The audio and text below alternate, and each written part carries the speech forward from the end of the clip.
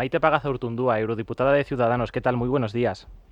Muy buenos días. Bueno, ¿cómo se está viendo en Bruselas todo lo que ocurre en España en los últimos meses? Sobre todo desde el resultado de las elecciones del 23 de julio.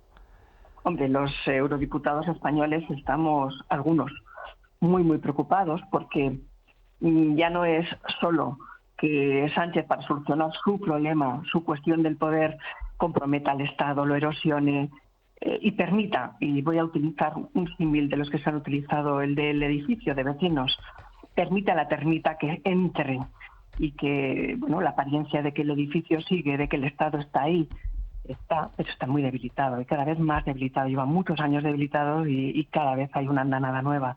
Ujú. Así que eso, desde el punto de vista de los eurodiputados que somos responsables y que nos preocupan pues las libertades civiles o las cuestiones de Estado de Derecho y de su calidad. Ahora bien, desde el punto de vista de los medios de comunicación, no ha tenido demasiado eco.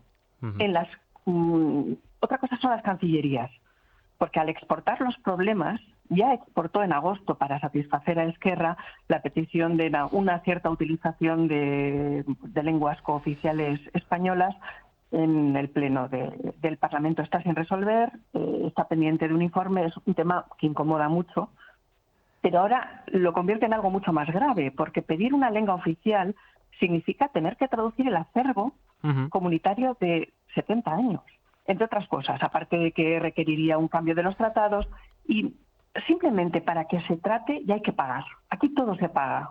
O sea, los Estados miembros para conseguir favores tienen que pagar. Ya no, o sea, simplemente para que se discuta, simplemente para que pongan buena cara. O sea, estamos debilitando nuestro país una vez más por el interés o el capricho de este señor que se aferra al poder como una garrapata. Por ese uso de las lenguas cooficiales en las instituciones comunitarias le quiero preguntar precisamente porque el próximo 19 de septiembre Pedro Sánchez quiere incluir en el orden del día de la reunión de Consejo de Asuntos Generales precisamente este asunto. Ustedes advirtieron hace unos días en una carta al resto de Estados miembros del contexto, ¿no?, en el que tiene lugar esta petición. Efectivamente, dos cuestiones fundamentales. Una, es lengua cooficial, no es lengua oficial en todo el Estado, ni el catalán, ni el euskera, ni el gallego, ni el aranés, ni la fabla, por decirlo todo. Ujú. Pero es que además el contexto en el que esto sucede tiene que ver con un intento, una estrategia identitaria exclusiva y excluyente de los secesionistas catalanes, muy específicamente, que proclaman y piden el multilingüismo y el plurilingüismo cuando en Cataluña, en los ámbitos institucionales que ellos pueden controlar más, pues tienen una verdadera obsesión para limitar y para no permitir una libertad plena a las familias a la hora de tener un acceso al multilingüismo, al plurilingüismo, al bilingüismo, que sería lo razonable, por ejemplo, en Cataluña o en otros lugares de España. Ujú. Al margen de lo que ocurra con las lenguas cooficiales en Europa, que bueno, en fin, yo creo que tiene poco recorrido, todo parece indicar que la amnistía va a ser la concesión principal al separatismo a cambio de una futura investidura del señor Pedro Sánchez. Yo le quiero preguntar si se pronunciaría, si usted cree que Europa se pronunciaría al respecto, lo digo porque supondría reconocer que en la Unión hay un país con presos políticos, un país que vulnera los derechos fundamentales. Es una cuestión muy complicada. Mayoritariamente las instituciones van a intentar decir que todo esto son cuestiones internas, pero desde un punto de vista de lo que somos, de nuestra imagen de país, nos debilita extraordinariamente, porque lo que está haciendo Sánchez es decir que tienen la razón política, por tanto, que tienen la razón histórica, por Ujú. tanto, que quienes nos apoyaron en 2017, tanto la Comisión Europea como el Parlamento Europeo, como el conjunto de los grupos políticos, pues en realidad no tenían razón.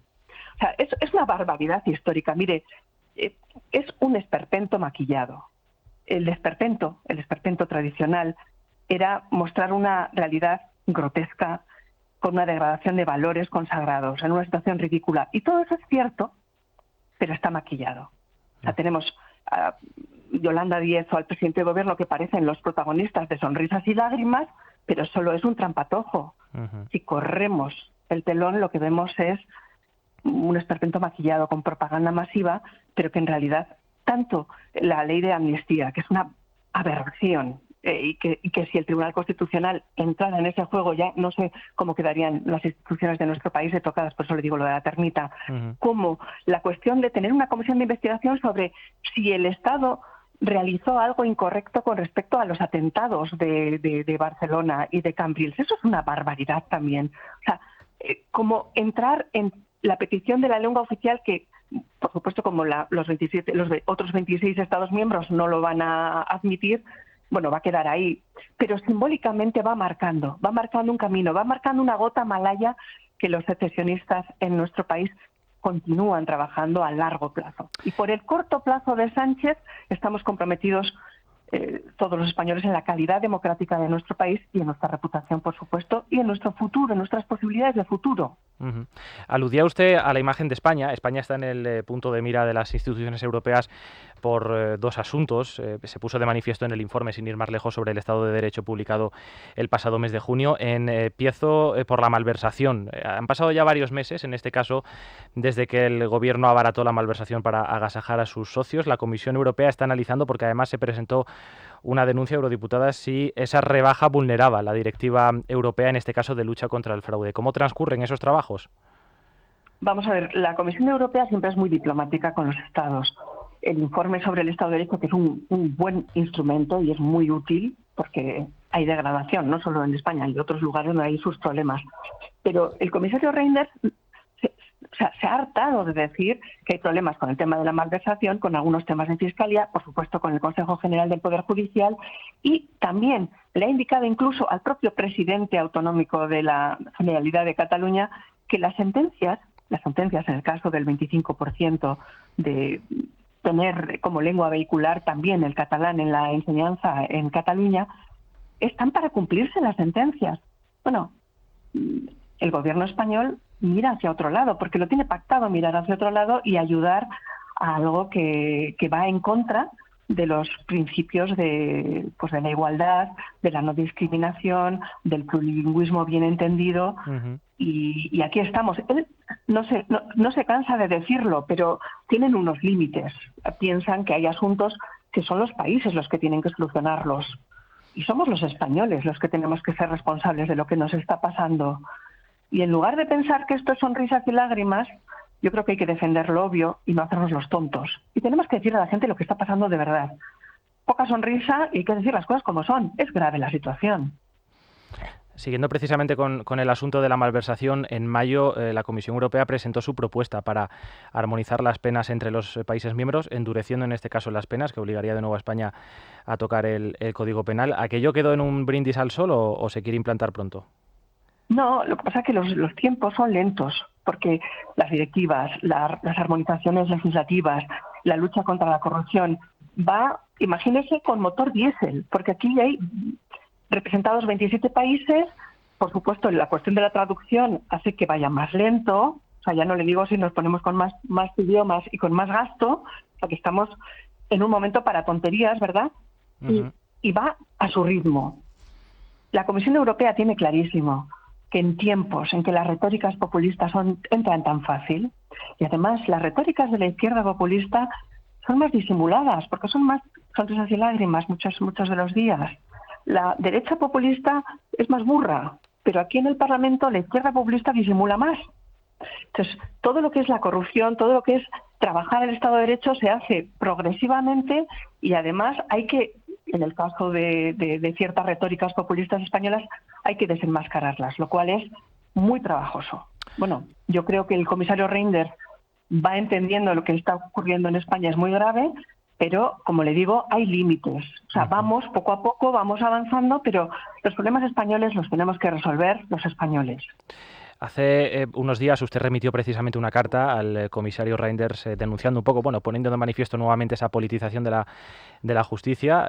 Reynders contestó animando nuevamente a renovar el Consejo General del Poder Judicial con, digamos, la fórmula actual y inmediatamente después reformar ese sistema para garantizar su independencia. En fin, pero la sensación que tiene uno es que es una carta más, que tampoco hay pronunciamientos mucho más ambiciosos. Vamos a ver, dentro de lo que es el lenguaje de la Comisión, no suelen ir mucho más allá. Uh-huh. Intentan no tener una pelea muy directa con los Estados miembros, porque a veces se enconan y se convierten en tóxicas las relaciones, que es lo que está ocurriendo, por ejemplo, con Polonia o con Hungría. intentan ir solucionando las cosas con tiempo, con mano izquierda, con mano derecha. Dentro del lenguaje de la Comisión nos han contestado con bastante fortaleza en muchas de las cosas que hemos ido haciendo desde Ciudadanos, pero como le digo, hay límites, hay diplomacia. La Comisión Europea no es un gobierno completo, no es el padre de los Estados miembros. No nos quejemos o no pidamos paternalismo cuando nos quejamos del paternalismo. Hay que tener una relación adulta en la política, y nosotros lo que tenemos es pues a un personaje muy populista en el poder. Le quiero hacer una pregunta a mi compañero Javier Arias Borque. Muy buenas. Tenía una Muy duda. buenas. Es decir, ¿cómo está viendo usted, cómo ve que han recibido los eurodiputados de otros países esta propuesta del Gobierno de España de intentar hacer oficial dentro de la Unión Europea las 4 lenguas cooficiales en España, ¿no? Porque en realidad la Unión Europea es un auténtico crisol de idiomas. Hay muchísimos países que tienen lenguas cooficiales, no solo en regiones, sino incluso simplemente en ciudades, sobre todo en la Europa del Este, después de cómo quedaron configuradas las fronteras después de la desaparición de Austria-Hungría. ¿Cómo ven esos eurodiputados cuando ha llegado esta petición desde España? Mire, los eurodiputados son como las golondrinas, no han llegado todos todavía, o sea, no nos han enterado. Estamos a final de agosto, la Cámara va recuperando el ritmo, hoy empieza un poco, hay comisiones que se van a reunir, hay comisiones que van a votar, pero la semana pasada prácticamente no había diputados por los pasillos, ni personal.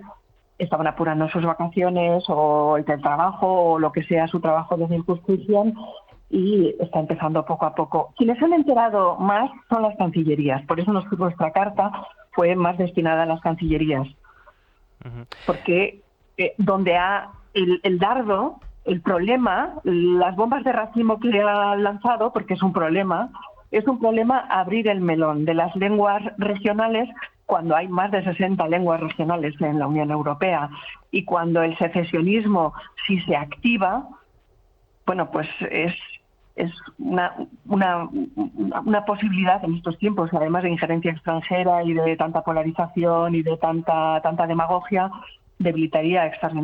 podría debilitar extraordinariamente la estructura actual de Estados miembros. Así que es un dardito con mucho veneno. Aunque, por otra parte, a todos los europeos nos gustan nuestras lenguas, nos gusta nuestra riqueza de todas nuestras lenguas regionales, nuestras lenguas mayoritarias y minoritarias.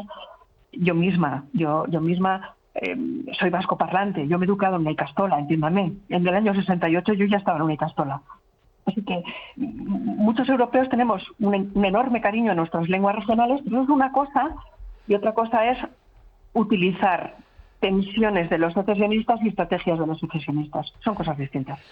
Eurodiputada, no quiero despedir la entrevista sin plantear 2 asuntos más. El primero de ellos lo planteo porque está sucediendo ya en otros países, sin ir más lejos, en Estados Unidos.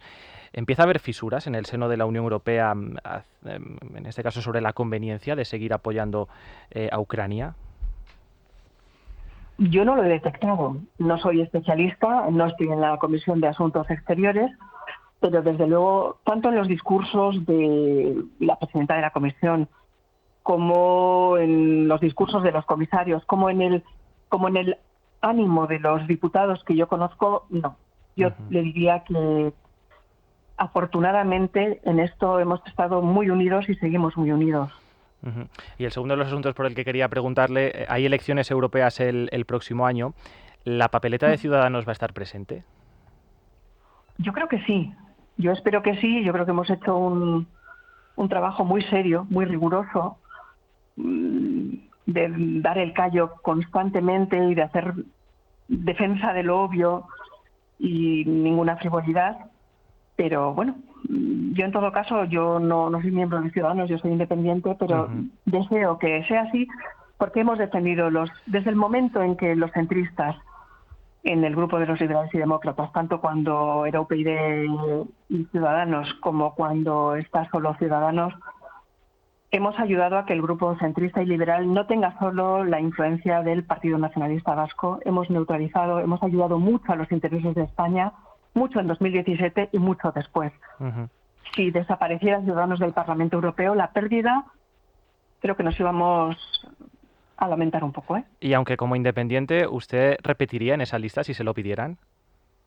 Hombre, no sé, porque me está hablando de una hipótesis que yo no puedo controlar. No lo sé. Yo, en todo caso, estoy muy contenta de haber tenido la oportunidad de estar aquí, de pelear por los intereses del Estado de Derecho, por la democracia y por nuestro país y por la Unión Europea y por su viabilidad. Yo estoy muy contenta y muy agradecida de haber tenido este privilegio. Maite Pagazortundu, eurodiputada de Ciudadanos, le agradezco enormemente, como siempre, que haya atendido la llamada de este programa. Buenos días. Muy buenos días.